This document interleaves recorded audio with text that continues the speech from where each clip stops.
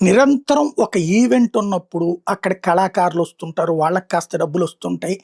అంటే రాజుల కాలంలో ఏంటి సభలు ఎందుకు పెడతారు?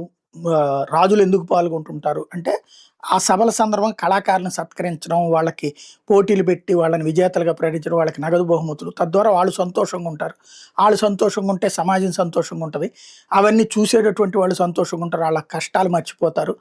తద్వారా ఆ పైన రాజ్యం సుభిక్షంగా ఉన్నట్టు అనిపిస్తుంది. ఏమన్నా సమస్యలున్నా మర్చిపోవాలి. అప్పుడు ప్రశాంతంగా ఉన్నట్టు ఉండాలంటే ఇట్లాంటియనేది రాజులు ప్రోత్సహించేవాళ్ళు. అది చంద్రబాబు గారికి బాగా తెలుసు. ఆయనున్నారంటే టూరిజం ఎప్పుడు కళకళలాడుతా ఉంటది. ఎప్పుడు గూడా ఏదో ఒక ఉత్సవాల పేరుతో ఉంటుంటది. కళాకారులు వాళ్ళ సందడి నడుస్తా ఉంటది. మొన్న విజయవాడలో చూసాము. అదేదో ఆవకాయ ఫెస్టివల్లు. ఆ తర్వాతన ఫ్లెమింగో ఫెస్టివల్లు ఒకటి చూసాం. తర్వాతన ఇంకో ఏది అటు దీంట్లో ప్రబల ఉత్సవానికి సంబంధించి అంటే అంతకుముందు జరిగే వాటిని ఘనంగా జరిపించడం అట్లాంటివి చేసుకొస్తారు. విశాఖ ఉత్సవ్ జగన్ టైంలోనూ జరిగినాయి. ఇప్పుడు వీళ్ళు ఇంకా ఎక్కువగా చేస్తారు ఘనంగా. ఏకంగా ఈ నెల బిగిన్ చేసి టోటల్‌గా 24న విశాఖలో ఉత్సవాలు ప్రారంభిస్తున్నారు. ఫిబ్రవరి 1 దాకా జరుగుతాయట. 20 ప్రధాన కేంద్రాల్లో 500కి పైగా సాంస్కృతిక పర్యాటక కార్యక్రమాలు నిర్వహించాలని ప్రణాళికలు చేస్తున్నారు.